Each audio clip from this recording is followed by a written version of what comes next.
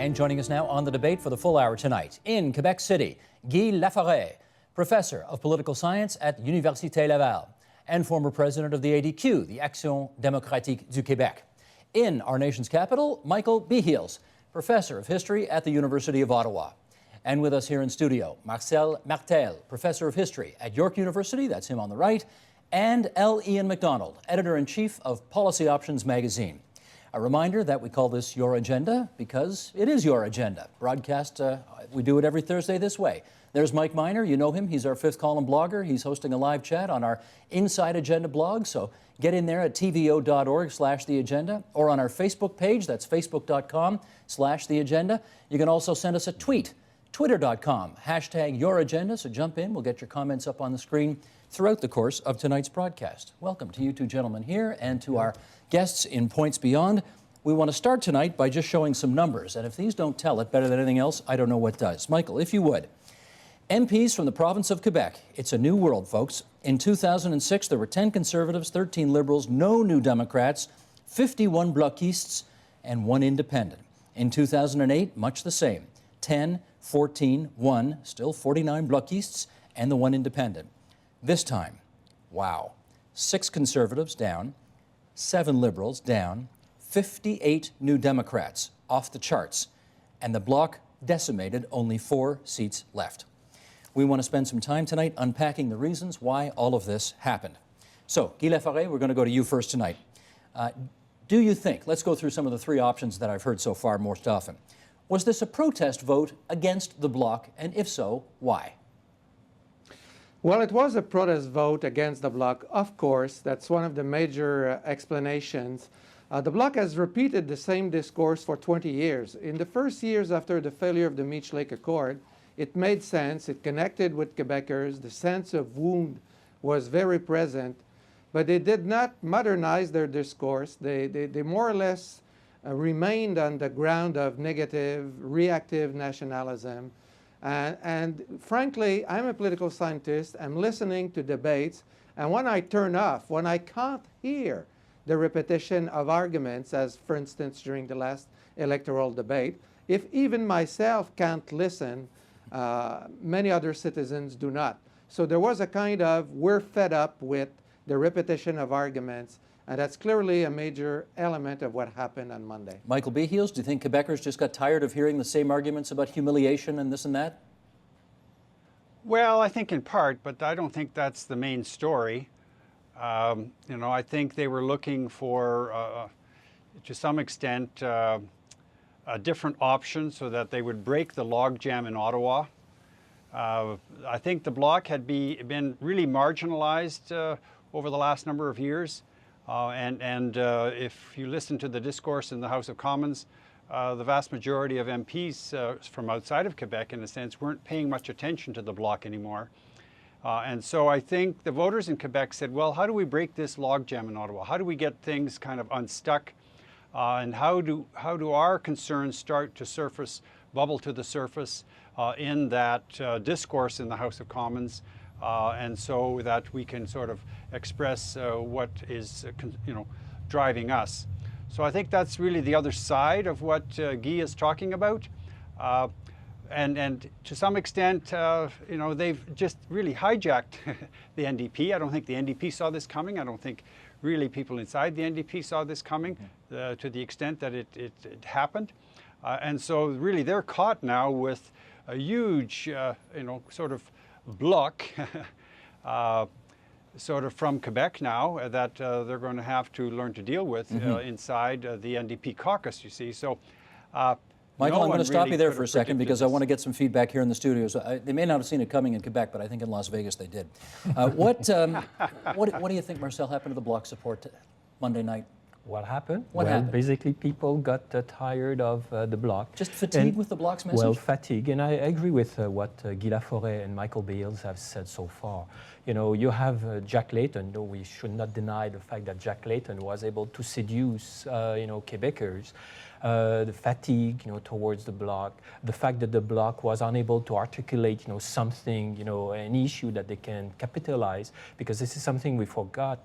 we are forgetting 2008. The reason the Bloc was able to remain a major political player, it was due to cuts made to cultural programs. Then, if we remember, artists were quite good at. The Conservative government wanted to cut a very small amount, actually, yeah, relatively speaking. However, the Bloc was able to capitalize on Yes. that. And of course, 2004, the sponsorship scandal. Then, again, you have Jack Layton, you have, people getting tired of the Bloc unable to articulate maybe a new narrative or a new story. And probably it was also the Bloc itself, thinking that 2011 was basically a repeat of 2008. Ian, how much of the NDP support do you think you can chalk up to Quebec embraced a social democratic message? No. You're not buying? Here's what happened. Jack Layton was going along very nicely but modestly in the first week of the campaign, and then he went on Tout le monde en parle, which has a bigger audience than Habs hockey. This And is he a current affairs show And in he Quebec. got a 5-point bump in one night. And then he did very well in the debates. He landed that haymaker on Ignatieff in the debate. I mean, you were sitting 10 feet away, and Ignatieff had no comeback, no pushback. Remind people what it was. Well, it was you If I don't get a may- promotion unless you show up for work. Yeah.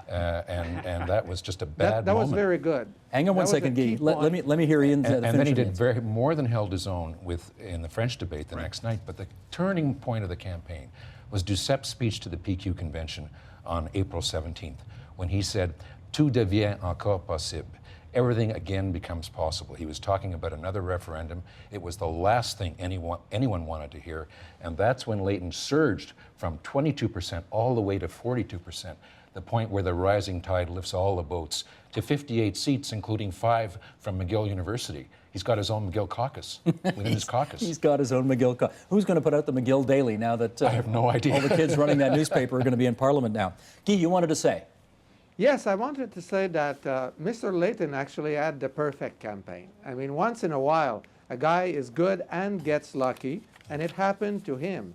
Not only was he good at Tout le monde en parle, but he benefited from the fact that a major holiday around Easter, people got together, and I think that it That's right. sort of contributed to reinforce the mood overall in families and social groups, people getting together, telling each other how they felt about politics. This is, I think this counted. He was good in the debate. The Canadians were in the playoffs. He came to Montreal. The guy acts and is a Montrealer in a way. He's not, a guy from Ontario. He's also one of us. He's got a complex identity, and he plays it very well. Yeah. So I agree with yeah. Ian that Duceppe's speech, which was off message from what he had intended to do so far, combined with the stellar performance by Jack Layton, created the perfect conditions from the storm we got on Monday. But I think at the center of all of this, too, is the message that the NDP has been sending to the Québécois nationalistes since really 2006, the Sherbrooke Convention, is that, in a sense, we are going back to our founding roots, that is the NDP. We embrace les deux nations, a distinct society, recognition for Quebec, a greater decentralization of responsibilities, province of Quebec. So I think that discourse that the NDP had developed, very, very quietly within the province of Quebec, had sort of put down its roots. And I think it was not only the Easter weekend in terms of families meeting, but I think it's also the social media. I think the social media, when we look at this carefully, to get that kind of a message out to all of the young people of Quebec, the sort of vote mob, in a sense, much broader than happened for the universities, but a kind of a tremendous collective shift in thinking virtually overnight, had a dramatic impact on bringing everybody else on board. Okay, I want to go to Ian and MacDonald so- again one more time here, though, on this issue, because you scoffed at me the first time when I said, could it have been the Social Democratic platform? But we know that Quebec is the most embracing of social democratic principles of any province, even more than Saskatchewan, for goodness sakes, in the whole country right now. Yeah. So was that a mix that was potentially there? The NDP is the party of the left, and Quebecers are comfortable with a lot of things on Exactly. the left. But it was predominantly Jack's personal narrative that was so compelling. The Gallon campaign, he turned the crutch, his cane, into the actual symbol of his campaign. And it reminded Quebecers of another man with a campaign, Lucien Bouchard, Absolutely. back in A 1995. man with a cane. And whereas the Bloc's narrative, on the other hand, was tired and old.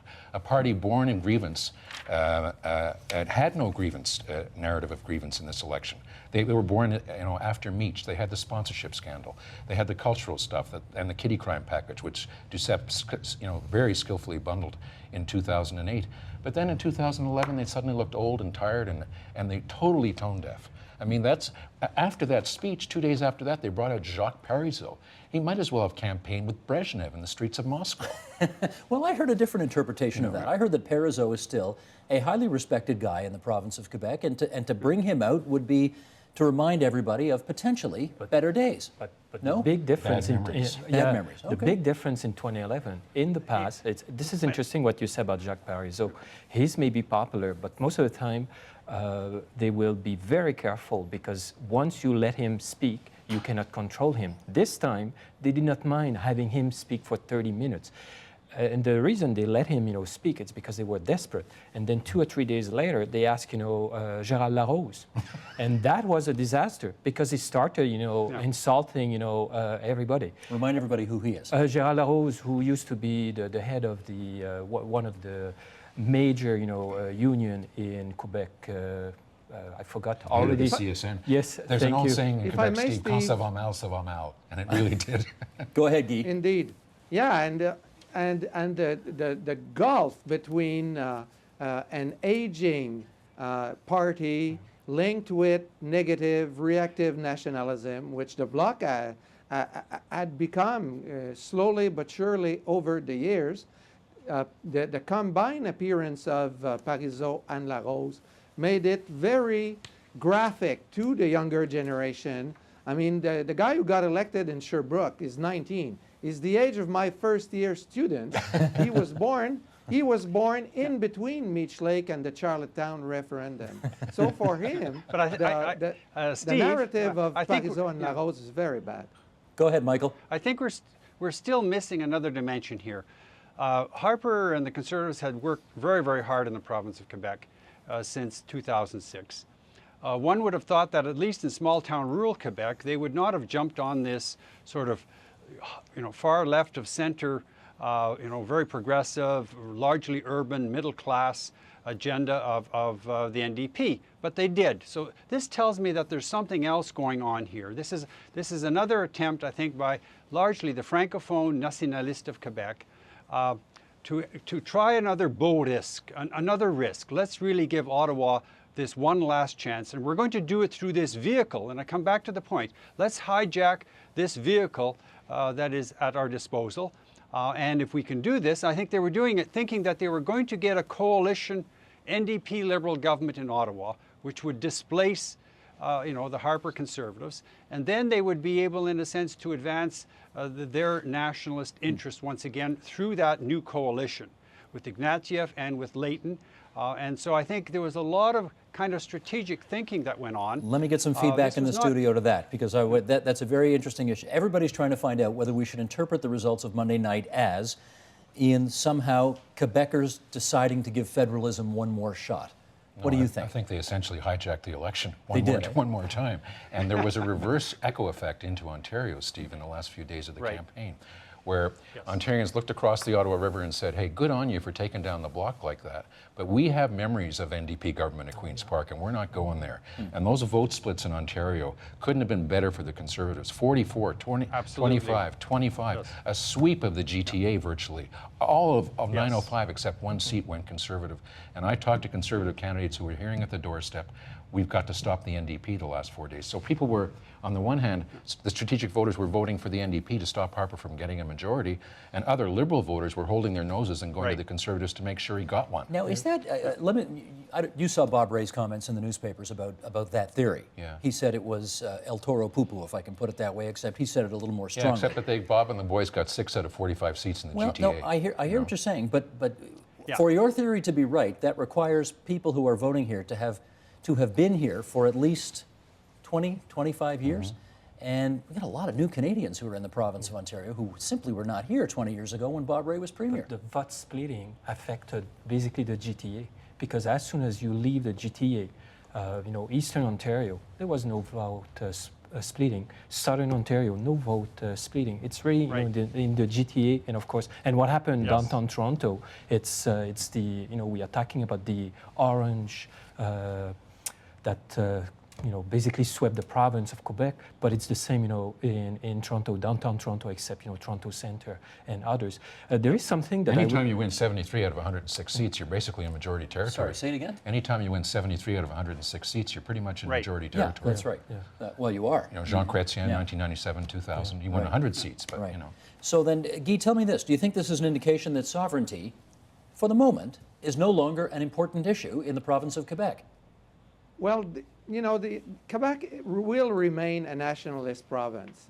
I think that taken together, the Bloc and the PQ as a vehicle, as a political vehicle for Quebec in the 21st century, I have believed every day since Lucien Bouchard won the 1998 elections against Jean Charest, but with fewer votes. When you look at the geography of that election, I've thought since then that really, taken together, the Bloc and the PQ could be political forces, but would very rarely lead Quebec. So I haven't changed from that opinion. That does not mean that Quebec will not be very nationalist, and that does not mean that in some, right now, improbable circumstances, things could not happen. Today we're May 5. There's an election in Scotland. This election could lead to a SNP Green coalition that could make a referendum. In Spain, there's a radicalized Catalan political scene that may lead to reconfiguration. So other events elsewhere in the world can have consequences. But right now, the Bloc and the PQ have been dealt a formidable blow by the Monday night results. Michael, tell me whether you believe sovereignty is no longer an issue in the province of Quebec. No, absolutely not. No. I mean, this has been a reconfiguration. It's not a fatal blow by any means. I think people really got really quite confused about the role that the Bloc was playing in Ottawa. If you go back really to '68, and for a long period of time, as long as René Lévesque was in charge, he did not want, in a sense, a sovereignist party, a separatist party in Ottawa. He thought that that would complicate things. It, in a sense, would be merely a kind of a negative, play a negative veto over everything. Well, he has his try wish to now. gum up. Well, yes, I think he would not be unhappy that, in a sense, this has come back to where all of the sovereignist forces are now focused in the province of Quebec in winning, once again, control over the National Assembly in Quebec City. That's what they're going to do now. They will take all of that energy, refocus it, re-energize it, and in a sense try to get Pauline Marois to become, the premier of the province of Quebec within 2 years. And so, the sovereignist movement will not go away. It is, in fact, going to have to reorganize, and it will reorganize all of its forces in that direction. Ian. You want to be careful about saying separatism is dead, as You Pierre never say Trudeau that. once famously did in you never say that. 1976. 6 months later, René Lévesque was premier of Quebec. But one thing, right. Jean Charest is a happy man tonight, this week, because guess what? The Bloc has 43, they used to have 47 riding offices with staff and phones and volunteers that aren't going to be there anymore. There's only going to be 4 Bloc riding offices in the province of Quebec. They don't have standing and question period. They used to get 3-4 questions a day. Now they'd be lucky to get 1 every 2 weeks. They don't have staff. They don't have research. They got nothing. Are they dead as a party? I would say the Bloc is finished, yeah. The Bloc is Well, finished. I think it's too early, and the reason I say it's too early, of course, they have no leader. They have, no money. They'll need to raise money. But we have to wait until the next provincial election in Quebec, because right now the strategy is, well, if the PQ can form the government, maybe the winning conditions will be put in place to run, a successful campaign. On the issue of Jean Charest, one thing we should not forget, he's not a very popular leader right now. He has a lot on his plate. That's an and understatement. I would not be surprised if he resigns, let's say, within the next 15 months. And to go back to the PQ, what is extraordinary in Quebec, right now you have a very unpopular premier. However, the PQ has difficulties in making, important gains in terms of popular support, then a lot could happen, between now and the next provincial election, which is in 2 years from now. Okay, you just talked about winning conditions, and that phrase got a real workout during the election campaign. And I want to read something that our good friend Jeffrey Simpson wrote in the Globe and Mail back on the 20th of April, all about the way Jack Layton used that expression and what it might mean. Michael, if you would, here we go. During the French language debate, searching for nationalist, secessionist voters who lean toward the Bloc Québécois, the NDP leader pledged to try to reopen the constitutional debate. He would seek to, quote, create winning conditions, he said, to let Quebec enter the Canadian Confederation. This promise, Jeffrey Simpson writes, was reckless and dangerous at every level. Every responsible Canadian leader must know that after the traumas of patriation, Meech Lake, and the Charlottetown Accord, the Constitution is the most divisive issue in Canada. To suggest reopening it without the slightest idea of how to proceed, what to discuss, or even a plausible reason why, represents the depths of political irresponsibility. Okay, let's get some feedback on that. Guy, why did Jack Layton do that? Well, I mean, Jack Layton went in coherence with the approach of his party. As Michael Behiels was saying, ever since 2006, 2007, the NDP has had a platform. It has had a Sherbrooke Declaration. It has an understanding of constitutional politics in Canada, and this statement was coherent. Now, of course, you could say for many decades or many years, Canada had too much constitutionalism. We could call this a new IS, constitutionalitis. But now it seems that we have the other way around. We're about the only country in the world where we're saying, or many people are saying, we can't touch it. Let's say the Constitution and the Charter are some kind of sacrosanct documents. They will never be touched. They're unchangeable for 1,000 years. That seems to me as irrational as just too much constitutionalism. The question is, right now, technically speaking, we know since the reference of the Supreme Court in 1998, which was a judgment about secession, but also a Supreme Court document more or less indicating a way towards constitutional negotiations about renewing federalism in the future. We know now that any province, including Quebec, can start a constitutional debate by making propositions, by suggesting things on the table. Right now, as a matter of fact, no province has done it. No Quebec government has done it since 1998. But it is fully possible that in the future, a Quebec government will do something like that. And we will have discussions, and I hope we'll have them in a rational way and not in the kind of irrational way that says that it's beyond our democratic culture to talk about constitution. Okay, Ian, are you with Layton or Simpson on this one? Full disclosure, I was at Meech Lake, and I can show you my scars. I was on Mr. Mulroney's team, and I wrote his statement at the famous June 3rd conference of 1987, where Mr. Bourassa got the famous ovation in the old railway station in Ottawa.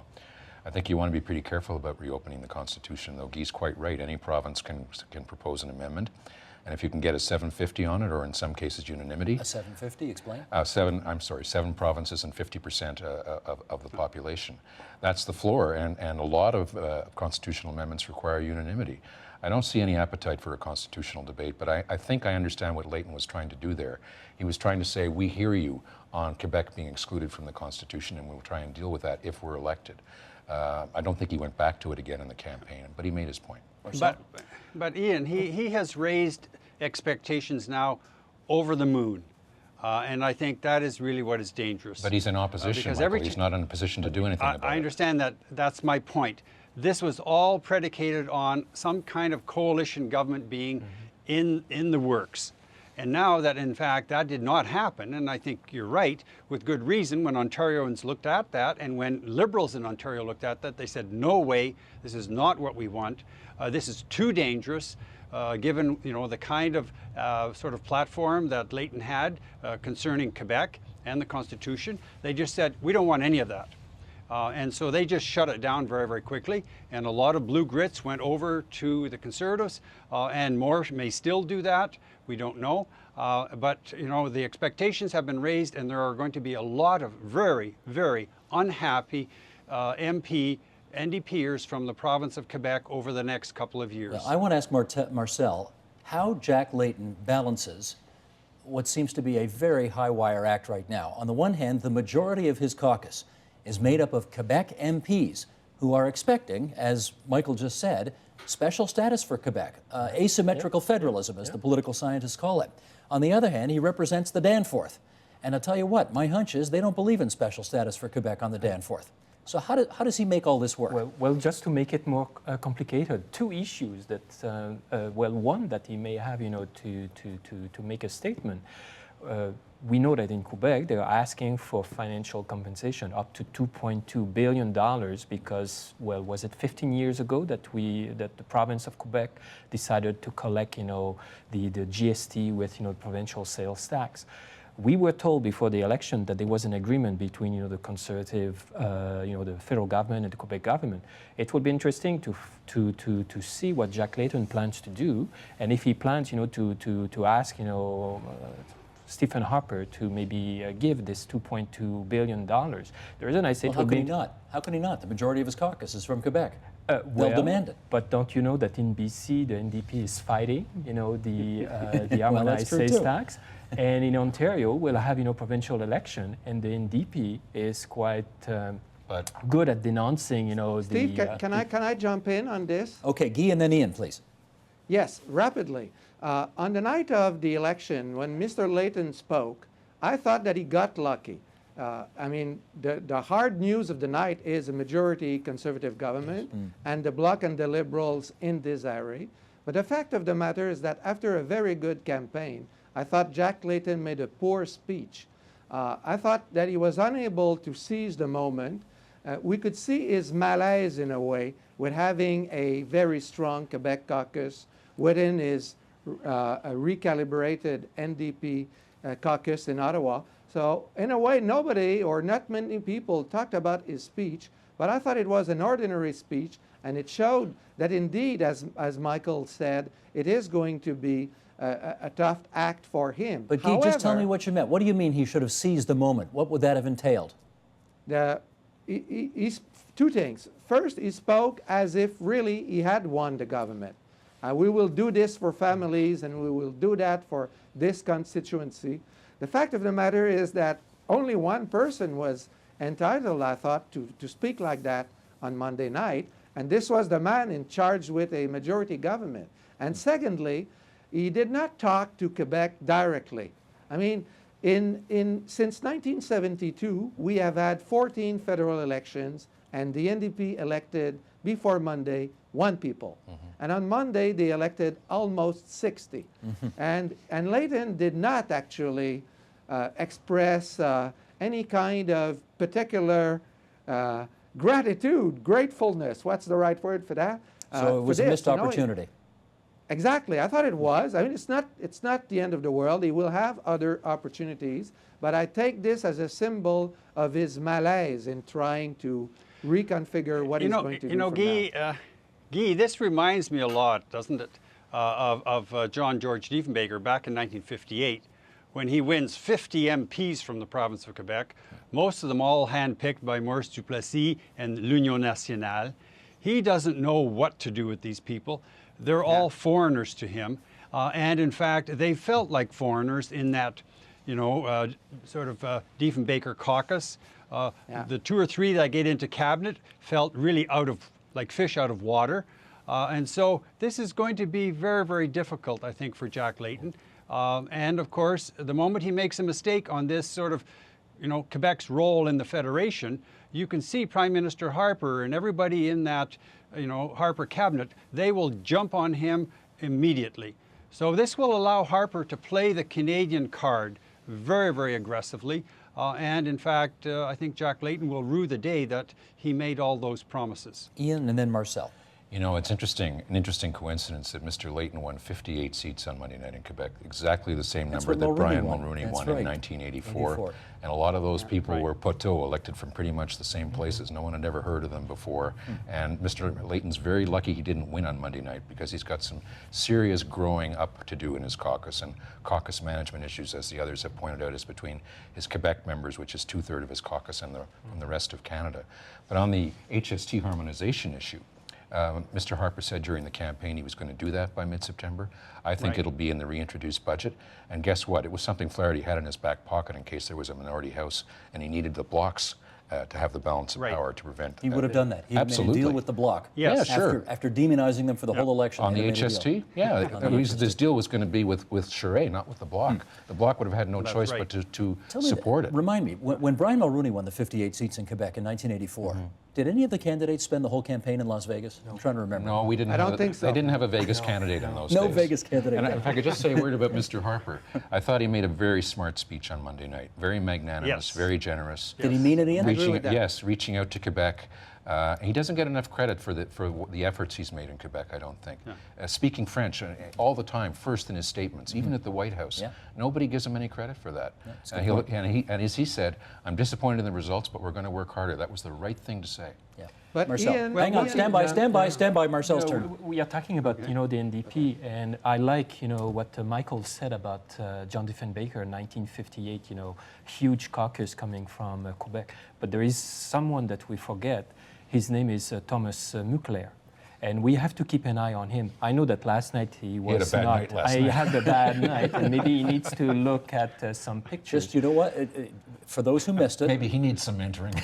for those who missed it, this was the one guy, right? This was the one guy who'd won a seat during a general election in the province of Quebec, who was musing yesterday to my friend Evan Solomon on News Network. But I would say that there were no pictures of. But the difference between Diefenbaker in 1958 and Layton in 2011, you have Thomas Muckler, and he's the one. Moncler, thank you. And he's someone that we have to keep an eye because they're keeping an eye on him tonight. I know, and I'm sure he will also learn to be careful about what he says. But what I'm saying is there is someone who will make sure that the caucus, the Quebec caucus, works.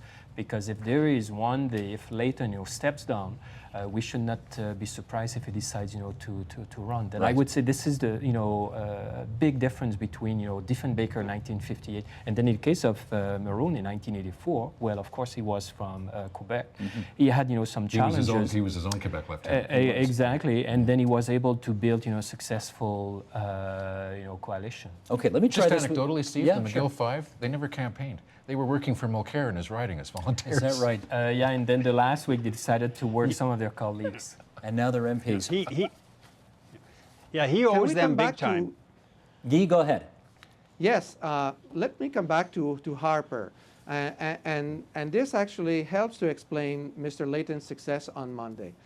Quite clearly, Mr. Harper, for 2 years and a half, from about 85 till the spring of 87, really tried hard in Quebec with open federalism, federalisme d'ouverture, UNESCO, fiscal imbalance. He did try, he was successful on a number of policy issues. However, his relationship with the current Premier of Quebec, Mr. Charest, got broken on two major issues. Mr. Charest told us that we need the money from the fiscal imbalance for health and for education.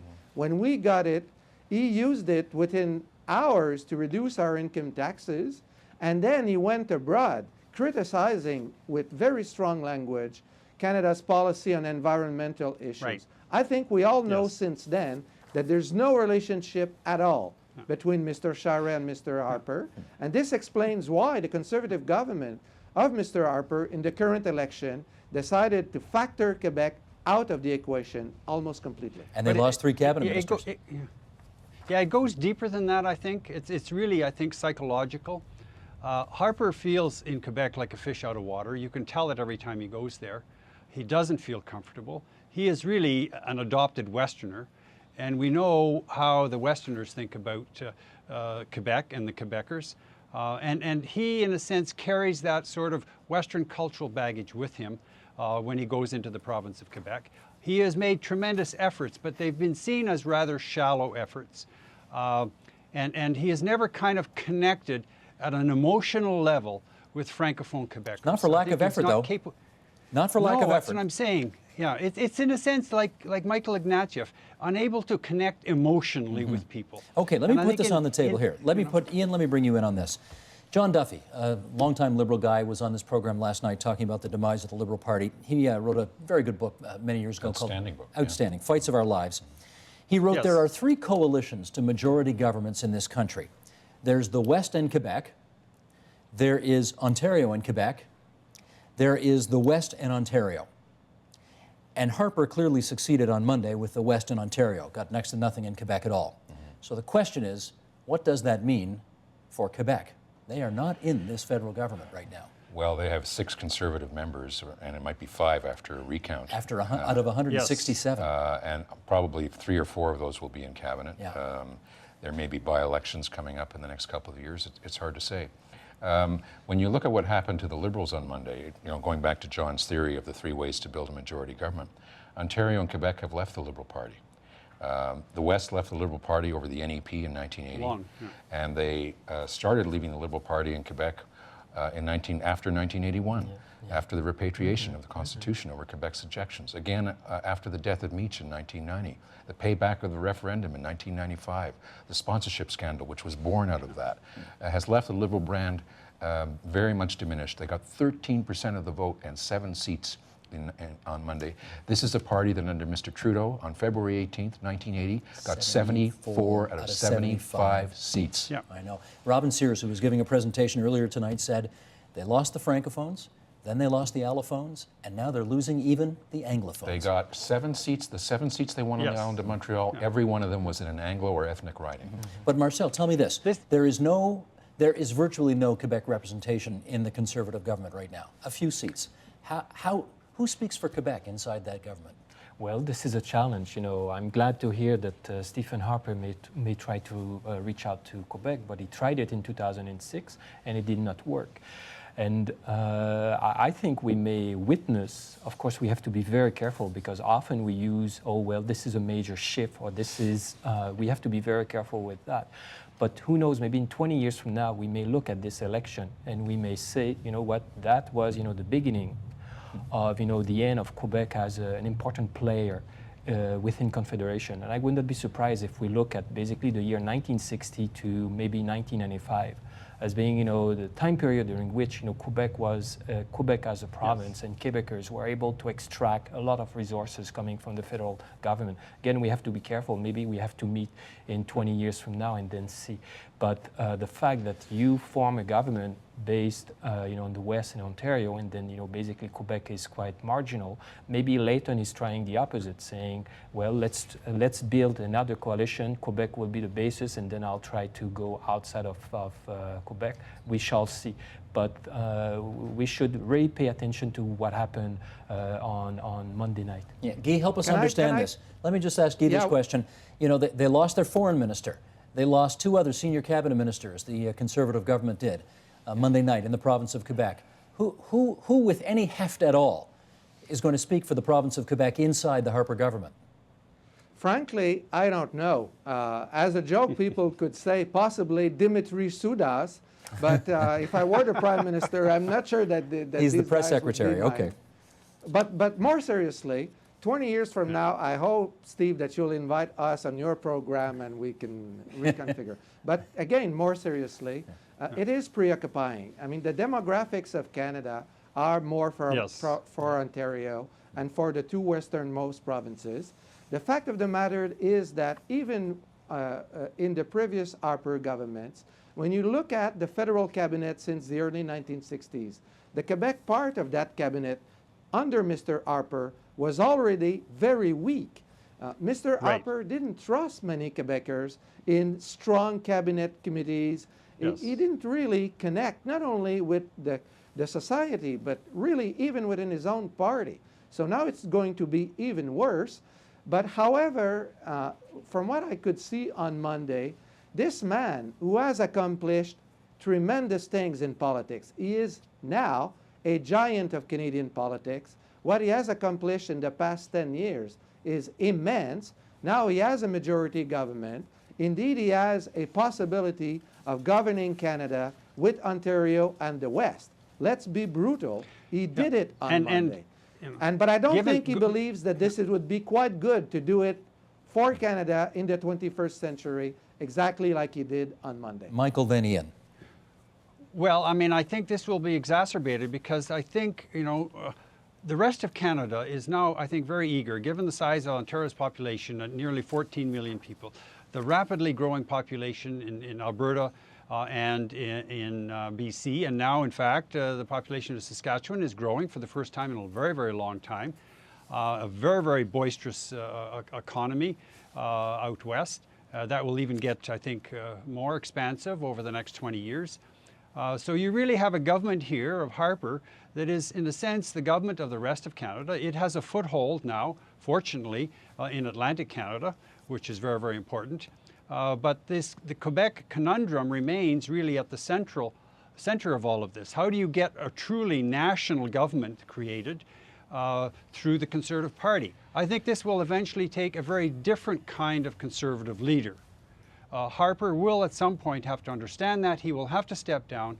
They will have to have a leadership convention, and they will have to find the kind of person that can build a Conservative Party that is a truly national party. Now that they've won for all intents and purposes the rest of Canada, they're going to now have to think very, very seriously about how do you bring, in a sense, Quebec on board. Okay, well, truly national party. If they give 20 extra seats to Ontario, if they give 10 or 12 extra seats to Western Canada, that is going to exacerbate the growing marginalization, political marginalization. I hear you, but they seem to be the only national party in the country right now, frankly. They've got seats in every province, and I think they're the only ones who can say that. It's not a national party, Steve. Steve, it's not a national party unless you can represent 25% of the population in the province of Quebec. If you don't, we're in trouble. This is a perfect storm in the making. Okay, Ian MacDonald. You know, it's a forgotten footnote of history, Steve, that in the 1992 Charlottetown Accord, Mr. Bourassa trumpeted his biggest gain, which was that Quebec would have 25% of the seats in the House of Commons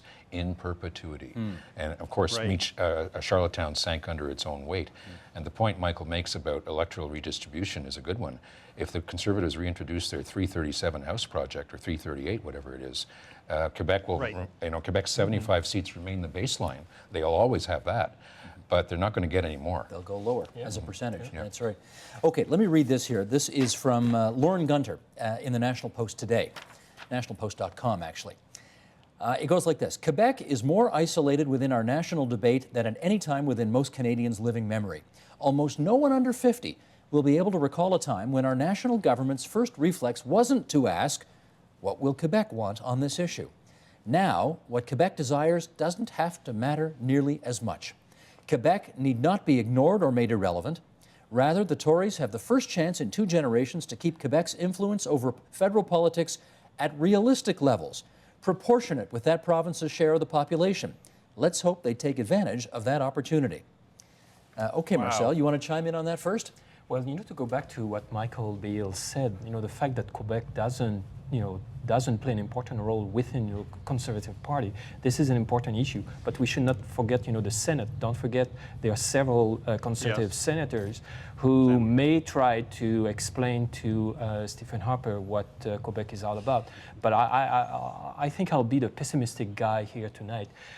I don't think that Stephen Harper should pay attention to Quebec. Quebec has rejected, Harper in 2006, 2008, and then 2008. And what will be the advantage of, of paying attention to Quebec? Well, I'll tell you why. Because I interviewed this guy's former boss a few weeks ago, and job one is national unity. And if you don't pay attention to Quebec and you lose a quarter of the country, what kind of a prime minister have you been? For the moment, national unity is not at stake. For the moment? For the moment. And then in 2 years from now, would it be at stake? We don't know.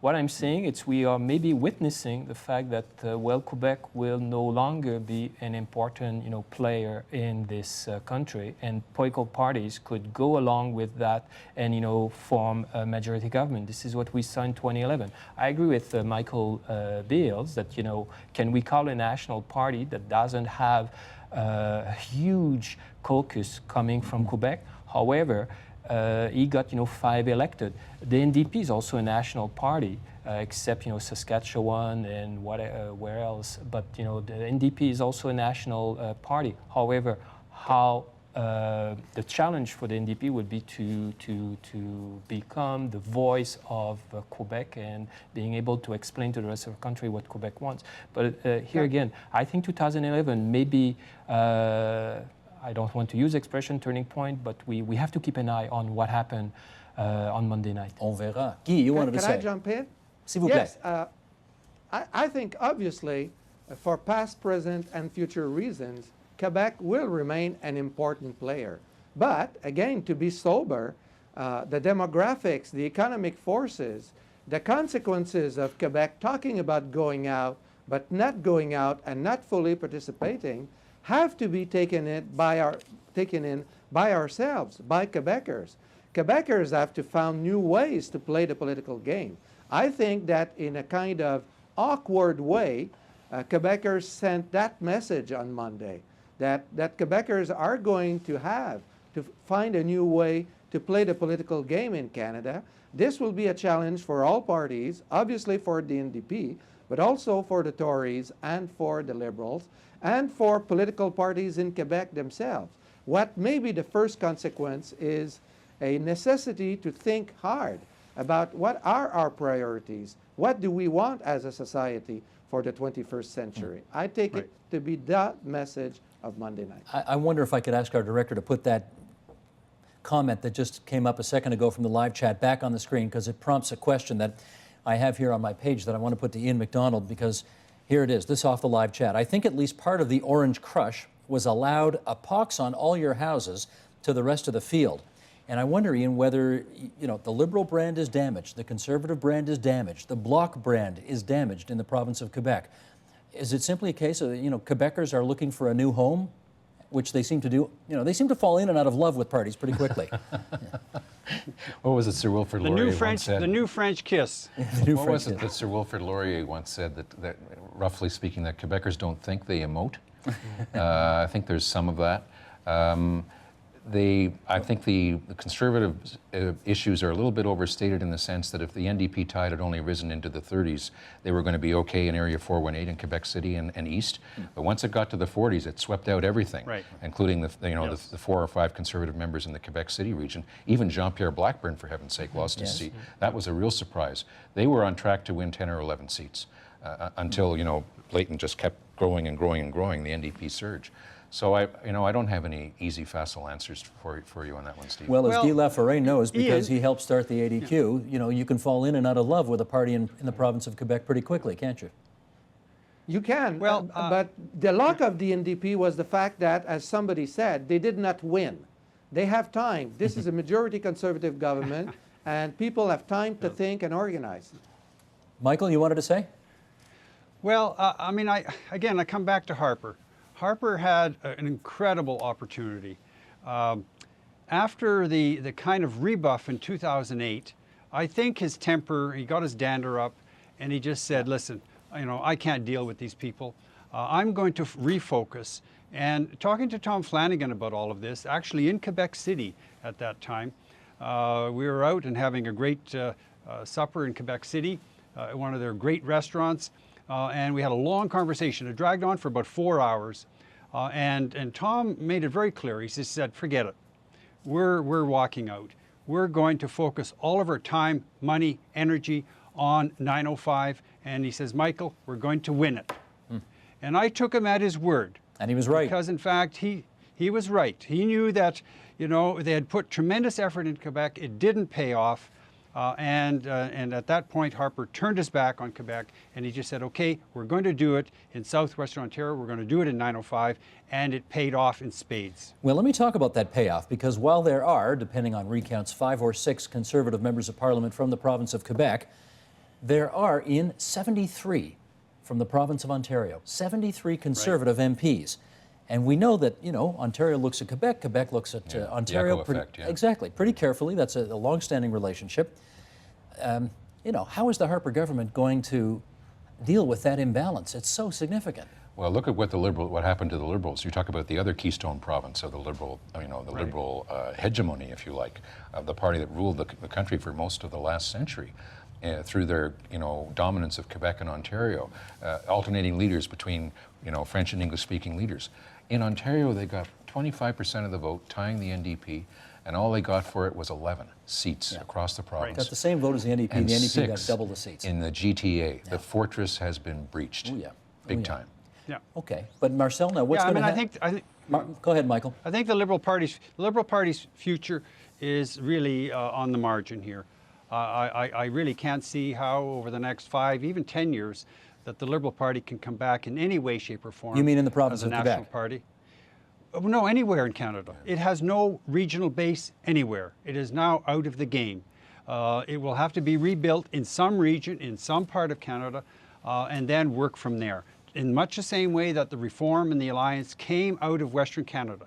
That's how you build national parties in Canada. The entire history of Canada, in a sense, tells you that. And you have to build it from a region and move out of that region to take the other regions over. They have no base anywhere now. But the challenge for the Liberal Party is to find a leader who is willing to do the hard Non, work. méfiez-vous des sauveurs. I know. Okay, gang, I'm going to jump in here. No, hang on. I'm going to jump in here because that's last night's program. We talked all about the Liberals last night. I want to focus. We've got 3 minutes to go, and I want to focus in on Quebec.